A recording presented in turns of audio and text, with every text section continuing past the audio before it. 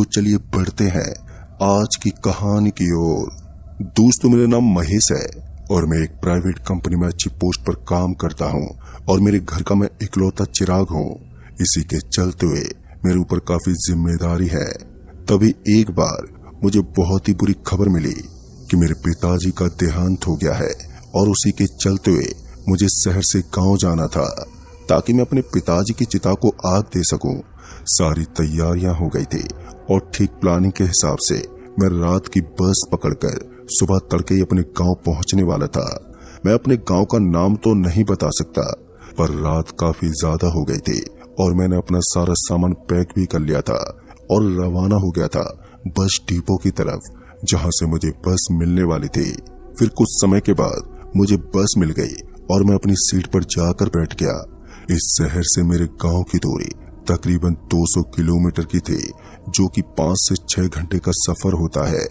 अभी मैं अपनी जगह पर आकर बैठा ही था कि थकान की वजह से कुछ ही पल में मेरी आंख लग गई और मुझे मालूम था कि लंबा सफर था, जिस वजह से मैं आराम से टेक लगाकर सो गया।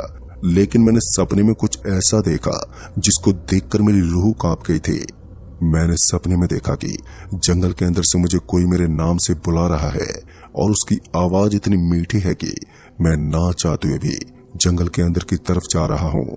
जैसे मैंने ये सपना देखा तो मैं छटपटाकर अपनी जगह से उठ गया। आगे बैठे लोगों ने पीछे पलटकर मुझे एक बार को देखा तो वो लोग भी समझ गए थे शायद मैंने कोई बुरा सपना देखा है।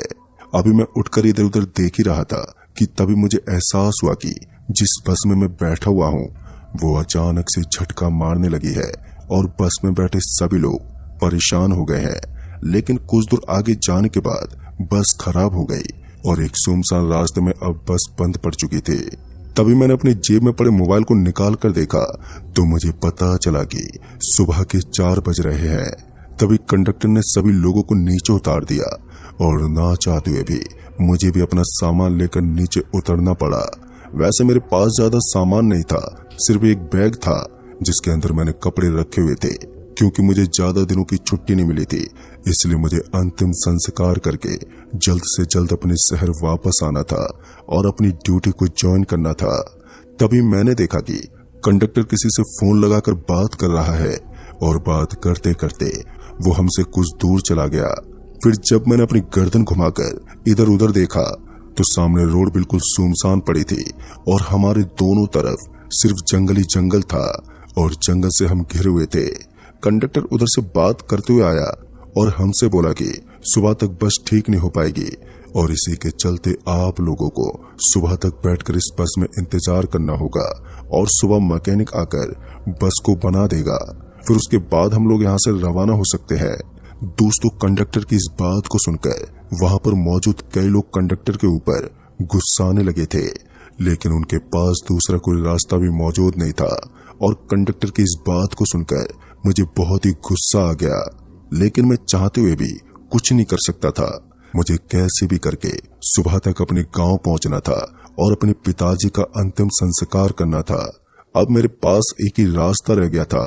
एक तो मैं लिफ्ट मांगकर भी नहीं जा सकता था क्योंकि यहाँ पर कोई आ जा भी नहीं रहा था। ऐसे में मुझे पैदल ही अपने घर का सफर करना पड़ेगा और ये बात मैं अच्छे से समझ गया था। वैसे भी यहाँ से अब मेरे गांव की दूरी मात्र 5 किलोमीटर की ही रह गई थी, तो मैं चलकर भी यहाँ से अपने गांव जा सकता था।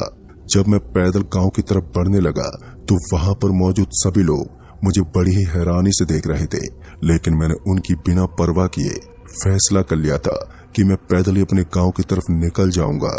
मुझे जरा सा भी अंदाजा नहीं था कि मेरे साथ इस तरह की भी कोई घटना हो सकती है। अगर मुझे पता होता कि आगे मेरे साथ ऐसा कुछ हो सकता है तो यकीन मानिए मैं अपनी जगह से 1 इंच भी नहीं हिलता। अभी मैं कुछ आगे बढ़ा ही था कि तभी मुझे दिखाई दिया कि मेरे गांव की दूरी मात्र 3 किलोमीटर ही रह गई है।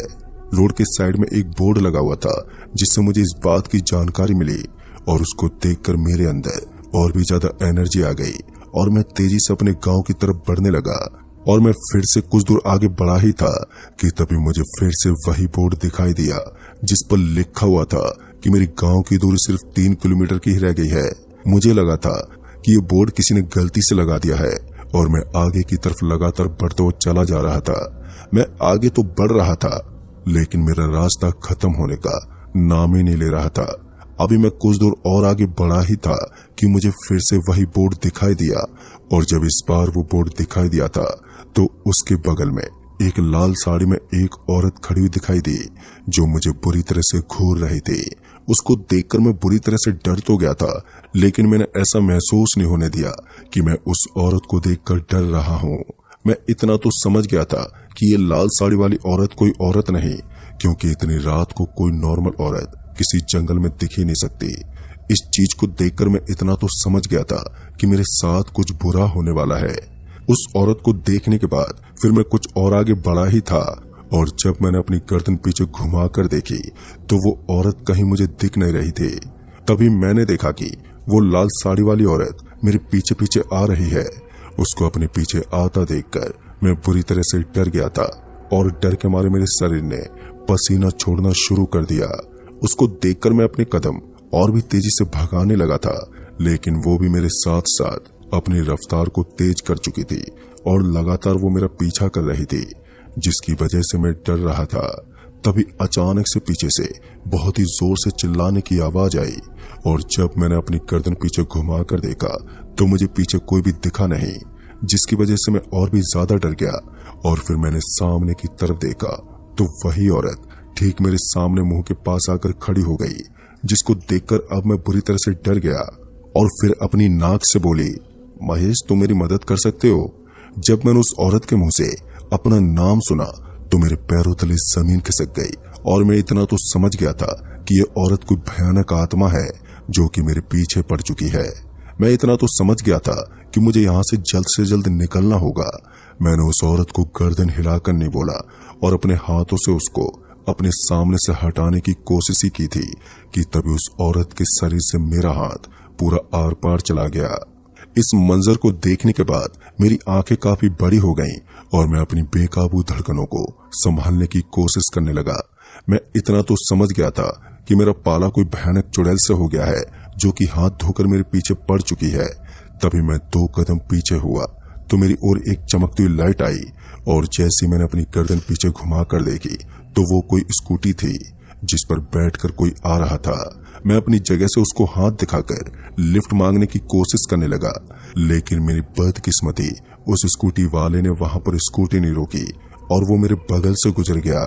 मैंने वापस सामने की तरफ देखा तो उस स्कूटी वाले को अपनी ओर आता हुआ देखकर लाल साड़ी वाली चुड़ैल वहां से गायब हो गई थी। और इसके कुछ ही पल बाद मुझे दिखाई दिया जैसे कोई बस मेरी ओर आ रही है, और उस बस को मुझे कैसे भी रोकना था। दोस्तों, उस बस को रोकने के लिए मैं हाथ दिखाकर बस के सामने आ गया, और जैसे मैं बस के सामने आया कि अचानक से बस वाले ने ब्रेक मार दिया, और उधर से कंडक्टर भी दरवाजे के पास आ गया था, और उसने मुझे चिल्लाते हुए कहा, अबे मरने के लिए तेरे को ये गाड़ी मिली थी। पर उसकी बातों का मैंने कोई भी जवाब नहीं दिया, और जल्दी से उस बस के अंदर चढ़ गया।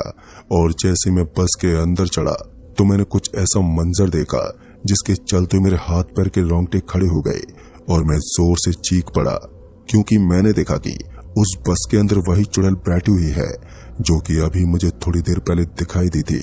और इस दृश्य को देखकर अब मैं बुरी तरह से डर गया था, और मैंने फैसला कर लिया था कि मैं इस बस में सफर नहीं करूंगा, और तुरंत ही मैं उस बस से उतर गया। तभी वो बस मेरे उतर जाने के बाद आगे की तरफ बढ़ने लगी तो मुझे दिखाई दिया कि उस बस में तो नॉर्मल इंसान बैठे हैं, और इस चीज को देखकर मैं इतना तो समझ गया था कि वो चुड़ैल मुझे जानबूझकर ऐसा दृश्य दिखाई थी ताकि मैं उस बस के अंदर बैठकर यहाँ से निकल ना जाऊं। मैं वापस से दौड़कर उस बस को पकड़ने की कोशिश ही कर रहा था, लेकिन ये करना भी मेरे लिए असफल हो गया था। अब मैं वहीं पर बेबस खड़ा था, मैं कुछ कर भी नहीं सकता था, और मेरे पास कोई भी ऑप्शन मौजूद नहीं था। तभी मेरी नजर एक पेड़ के पास गई जहां पर मुझे 2 चमकती हुई आंखें दिखाई दे रही थी। अंधेरे में मुझे साफ साफ तो दिखाई नहीं दे रहा था कि आखिर वो क्या चीज है। उसको देखकर मैं और भी ज्यादा डर गया था। वो चीज लगातार मेरी तरफ बढ़ती आ रही थी, और जैसे जैसे वो मेरे करीब आ रही थी तो मैं उससे दूर जाने की कोशिश कर रहा था। और मैं जैसे अपनी जगह छोड़कर भागने वाला था कि वैसे ही मुझे दिखाई दिया कि ये कोई और नहीं बल्कि एक काली कलर की बिल्ली थी जो कि जंगली लगती है, जिसे देखकर मैंने बोला, मुझे इससे डरने की कोई जरूरत नहीं है। तभी अचानक से कुछ ही पल में आसमान में बादल छा गए और धीरे धीरे बारिश शुरू हो गई। अच्छी बात तो ये थी कि मेरे बैग में एक पन्नी मौजूद थी जिससे मैं अपने बैग को भीगने से बचा सकता था। मैंने अपने बैग के अंदर पड़ी उस पन्नी को निकालने का सोचा। तभी मैंने अपने बैग को जमीन पर रखा और उसको खोला तो वैसे मेरे पैरों तले जमीन खिसक गई। मेरा दिल जोर जोर से धड़कने लगा क्योंकि मैंने कुछ ऐसा देख लिया था जिसको देखने के बाद कमजोर दिल वाला होता तो वहीं पर बेहोश हो जाता, क्योंकि उस बैग के अंदर उसी महिला का कटा हुआ सर पड़ा था जो कि मुझे थोड़ी देर पहले दिखाई दिया था। फिर उसको देखकर मैंने अपना बैग वहीं पर छोड़ दिया और 2 कदम पीछे हट गया। भयानक तरीके से मैं डर गया था और मेरे शरीर के हाथ पैर बिल्कुल ढीले पड़ चुके थे। अभी मैं उस बैग से दूर ही भाग रहा था कि तभी कुछ ही दूर से कुछ चमकता हुआ आता हुआ दिखाई दिया। उसको देखकर साफ दिखाई दे रहा था कि वो कोई बस या ट्रक है। वो धीरे धीरे करके लगातार मेरे पास आ रही थी और उसको रोकने के लिए मैं हाथ दिखा रहा था। असल में वो एक बस थी और वो कोई और दूसरी बस नहीं थी, बल्कि जिस बस से मैं उतरकर आगे की तरफ चला था वो वही बस थी। ड्राइवर ने मुझे देखकर अपनी बस रोक दी। मैंने अपने बैग को वहीं पर छोड़ दिया और मैं बस के अंदर जाकर बैठ गया। पर बस में जितने लोग बैठे थे वो सब मेरा चेहरा देख रहे थे। उनको साफ साफ दिखाई दे रहा था कि मैं बुरी तरीके से डरा हुआ हूँ, लेकिन किसी ने भी मुझसे कुछ पूछने की हिम्मत नहीं की। मेरे सामने सिर्फ और सिर्फ कि मैं अपने पिताजी का अंतिम संस्कार कर सकूं, और इसी के चलते हुए मुझे इस सब चीजों का सामना भी करना पड़ गया था। वो तो अच्छी बात थी कि अचानक से इमरजेंसी में वहां से कोई बस वाला गुजर रहा था जिसने इस बस को बना दिया और फिर उसके बाद ये बस चलने लगी। अब मैं कोने में डरा से मैं बैठा हुआ था और अपने गांव आने का इंतजार कर रहा था। फिर कुछ ही मिनट के बाद मेरा गांव आ गया और मैं अपने गांव में उतर गया। इस बस स्टॉप पर उतरने के बाद मुझे कुछ दूर पैदल चलकर घर तक जाना था और मेरे आंखों के सामने बार बार उसी चुड़ैल का चेहरा दिखाई दे रहा था। तभी मैंने अपने मन में हनुमान चालीसा पढ़ना शुरू कर दिया और इसी को पढ़ते हुए मैं अपने घर तक पहुंच गया। और जब मैं अपने घर पर पहुंचा तब जाकर मेरी जान में जान आई। फिर दोस्तों इस घटना को मैं अपने जीवन काल में कभी भी भूल नहीं पाया हूँ और ना ही मुझे उम्मीद है कि आने वाले समय में मैं कभी भूल पाऊंगा। इतना भयानक हादसा आज भी जब मैं सोच लेता हूँ तो मेरी रातों की नींद उड़ जाती है। तो दोस्तों इस कहानी में बस इतना ही।